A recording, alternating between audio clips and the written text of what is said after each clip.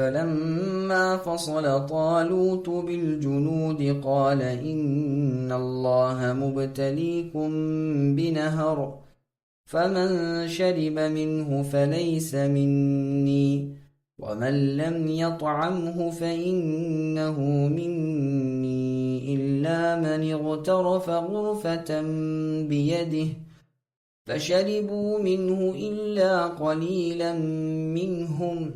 فلما جاوزه هو والذين آمنوا معه قالوا لا طاقة لنا اليوم بجالوت وجنوده. قال الذين يظنون أنهم ملاقو الله كم من فئة